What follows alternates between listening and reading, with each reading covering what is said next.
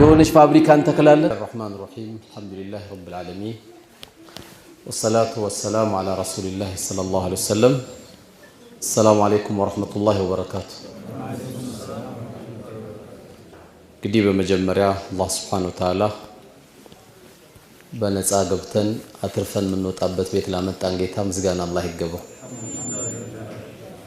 ሰው ክብሩን ለመሸጥ ገንዘብ ከፍሎ የሚገባበት ብዙ ቦታ አለ ሲወጣም ክብረ ቢሶን ይወጣል በዱንያ ላይ ደግሞ በነፃ ተገብቶ አትርፎ የሚወጣበት መስጊድ ብቻ ነው ከዛ ውጪ ዱንያ ላይ በነፃ ተገብቶ የሚተረፍበት ቦታ የለም የዚህ አይነት ቦታ አላህ Subhanahu Wa Ta'ala ወዶን ከፊሉ በሱስ ከሱሱ ላይ አልነሳም ብሎ ከፊሉ አይ አላቋርጠውም ቺን ድራማ ብሎ ድራማውን እየቀጠለ ከፊሉ አረ እንዴ የፈለገ ኢማሙ ሐያ አለ ሰላይ በሉ ማንቼ ጎሉን ሳያገባ ብሎ ደግሞ ቁጭ ያለ ማን ግጥሚያ ይኖር አላቅም ደግሞ ድንገት ማንቼ ካለው አላውቅም አንተም አለህበት እንዳትሉ አጠቃላይ በተለየ አህዋል ያሉ ወንድሞቻችን ቁጭ ባሉበት እኛን አላህ Subhanahu Wa Ta'ala በእንደዚህ አይነት ምርጥ ቦታ መላእክቶች የሚያንጃብቡበት እዚህ ቤት ከማንም የምንለየው ደግሞ የሚተላለፈው መልእክት እንኳን ሐዲሱ ባይገባው እዚህ ጋር ቁጭ ያለው ሰው በመቀበጡ ብቻ ምህረት ያገኛል የሚገርም ትርፍ ነው እኮ ዱንያ ላይ እንደ መስጊድ ትርፍ ያለበት ቦታ የለም ለአንድ ሰዓት ለሁለት ሰዓት ዳዕዋ ቢነገር ምንም አይገባው ባይገባው ግን አይከስርም ስለተቀመጠ ብቻ ያንዳንዱ ተቀማማጭ ሁሉ መላእክቶች ሁሉ ማራው እዘንለት ይያሉ ዱዓ አረጉልናል አላህ Subhanahu Wa Ta'ala ከሚማሩት ከተማሩት ባሪያዎቹ አላህ ያድርገን እንግዲህ ዛሬ ወንድሞቻችን ያው ብዙ አስቸግሪያቸው ነው በአራት ወር አካባቢ ፕሮግራም እንድናዘጋጅ ብዙ ጊዜ ይጠይቁናል ሳናው ቀርተን አይደለም ነገር ግን እንደምታውቁት ዳዕዋው በጣም አድርጎ ሰፍቷል ገጠሩ ዳዕዋ ይፈልጋል ከተማው ዳዕዋ ይፈልጋል ያ ሁሉ ደግሞ ማዳረስ አይቻልም አላህ እንኳን የራሱን ሐቅ ቆሞ መስገድ የማይችል ሰው ቁጭ ብሎ የማይችል ሰው ተደግፎ የማይችል ሰው እያጠቃቀሰ ደግሞ መስገድ የማይችል ሰው በቃ አምሮን ስቷል አይጠየቅም እዚህ ድረስ ያሉ ሰዎች ይጠየቃሉ ስለዚህ ዳዕዋ ሰው ይፈልጋል ነገር ግን ዳዮች የለም እዚህ ሀገር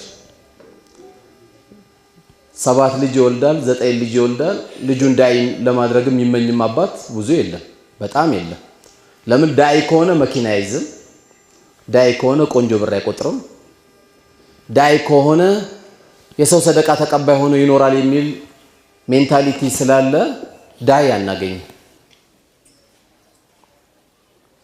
ዳይ የለም ደግሞ ማለት ምድር የለም ነው የመኖር ያለ መኖር ዋስትና የሚኖረው አንድ አካባቢ አምር ቢልማዕሩፍ ነይ አኒል ሙንከር ሲኖር ብቻና ብቻ እዚህ አካባቢ በሰላም ገብቼ እወጣለሁ የሚል የምትል ወደ መልካም የሚያዝ ከመጥፎ የሚከለከል ሰው የግድ ያስፈልጋል በየትኛው ምንቀይራቸው ቤቶች ምንገዛቸው ቤቶች ቤቱ ያምራል አያምርም ካሬው ስንት ነው አይደል ማለት ያለበት አምር ቢልማዕሩፍ አለ የለም አምር ቢልማዕሩፍ ከሌለ አባት እንደ አባት የማይታይበት ታላቅ እንደ ታላቅ የማይታይበት የሰው ሐቅ አማና ነውር የማይሆንበት አካባቢ ከሆነ ምኑን ትኖራለህ እንኳን ሞባይል ልጅ እየቀማረል እንደ ሰው ሞባይል ምን ይገርማል ልጅን አክቶ 3 ሚሊዮን ብር አምጣ 2 ሚሊዮን ብር አምጣ ይያል አይደል የአንድ ሰው ቀልብ መስበር ቢገባውና አምር ቢልማዕሩፍ ቢገባው ኖሮ እንኳን ልጁን ሊደብቅበት 3 ሚሊዮን ብር ሊጠይቅ ይቀርና አያስበውም ጉዳዩ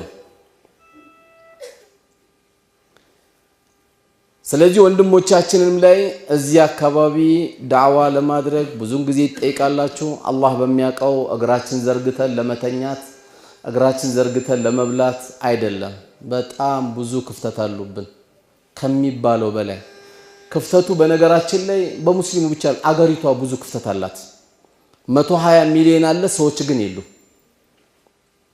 ቀበሌ ስትሄድ የምትጨነቀው ለምንድን ነው አምር ቢልማዕሩፍ ስላልሰማ ነው መታወቂያ መስጠት ውለታ ይመስለዋል። ለምን እንደሾመው አላህ አያውቅም። ክፍለ ከተማ መሄድ ጭንቀት ነው። ለምን ሳንቲም ካልከፈለ ጉዳዩ ያልቀለት። ጤነኛ ሰው ስላልሆነ የተቀመጠው ችግር ውስጥ ገባል። የትም ጉዳይ ስንሄድ መደራደሪያ የምናደርገው ሳንቲም ሆነ። ለምን አምር ቢልማዕሩፍ ስለሌለ። አምር ቢልማዕሩፍ በጣም ዋጅብ ነው። ይሄ ዳዕዋ የሚያስተላልፍ አካባቢያችን ላይ ሰው ካለ እንዳይሰበርብን ያ ሰው እንደ እንቁላል የሚያዝ ወላሂ ግዴታ ይኖርብናል። ይሄ ልጅህ የሚያደርገው ይሄ ዳዕዋ ያደረገለት ነው። ይሄ ልጅ ላይ ደግሞ ዳዕዋ ያደረገው አንተ ድንገት ኮልፌ ተኝተ ሊሆን ይችላል። ሱቅን ግን አላህ ይዘጋው። ልጅ እዚህ ቤት ሲመጣ መርፌ ስለተወጋ አንተ ሄደ ኮልፌ እንኳን ቀብር ብተኛ እዚህ ቤት የሚያደርገው ሰላት አላህ አንተ ጋር ያደርስልሃል። ኢዛ ማተ ለኢብኑ አደም እንቀጣ አመሉሁ ኢላ ሚን ሰላስ።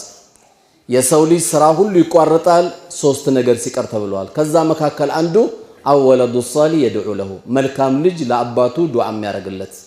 ረቢ ረሐሙሁማ ከማ ረበያኒ ሰጊራ፣ ጌታዬ ወይ በልጅነቴ እንዳዘኑልኝ፣ ስሸናባት እንደሸናውባት እንደቻለችኝ፣ ሌሊት ተነስቼ ከእንቅልፍ ሳትነሳ ከእንቅልፍ ያስነሳዋት፣ ጡቷን የቧጨርኳት፣ ሰርግ ቤት ልትሄድ ስትል ያስቀረዋት፣ ከለቅሶ ከሚደረገው ማህበራዊ ጉዳይ ያስቀረዋት እናቴ ቀብር ተኝታለች ብሎ እዚህ ጋር 2 ረካ ሰግዶ ዱዓ ሲያደርግላት አልহামዱሊላህ። የመርካቶ ሱቅ ይዘጋል፣ አይመለከትም፣ ወራሽ ወስዶታል። እዚህ ቤት የተውከው ልጅ ግን ኢላ የውመል ቂያማ ልጅ ባንተ ዘር እስኪያበቃ ድረስ ቀብር እስኪገቡ ድረስ ሱቅ አልተዘጋም። ከዚህ በለጠ ብስራት ምን አለ? ቁም ነገሩ 9 መውለድ 1 መውለድ አንዳንዴ ማለ መውለድ አይደለም። አላህ የራሱ ሂክማ አለው። አልহামዱሊላህ 9 ልጅ አለኝ ስትለው 9 ክብሪት ነው የሚሆንብህ በጥሩ ካላሳደክ። 9 ስላለ አይደለም። አንድ ወንድሜ ደግሞ ተመኝቶ 1 ልጅ ስላጣ አላህ ፈልጎልህ ነው። በልጅ እንዳትቀጣ ስለፈለኩኝ እኔ አንተን ስለፈለኩኝ ብሎ ነው እንጂ አላህ የፈለጉን መንታ ይሰጠዋል፣ የፈለገውን 1 ልጅ ይሰጠዋል፣ የፈለገውን ደግሞ መሃን ያደርገዋል። ይሄ ኔትወርክ ያለው በአላህ እጅ ብቻ ነው። ስንቱ እየሄደ ነው አይደል እንዴ? 1 ልጅ ፍለጋ ቻይና 5 ሚሊዮን ብር፣ ታይላንድ 7 ሚሊዮን ብር፣ ህንድ 10 ሚሊዮን ብር እያለ ስንት ብር ያወጣል። አላህ የራሱ ሂክማ አለ። ያ ሂክማው በሱ እጅ ነው ያለው። ስለዚህ ርዕሴን እስካሁን አልገባውም። ወደ ርዕሴ ከመምጣቴ በፊት እያንዳንዳችን 5 ልጅ 3 ልጅ 2 ልጅ በምንወልድበት ጊዜ ልጃችን አንዱ ጎበዝ ነጋዴ ከሆነ አልহামዱሊላህ፣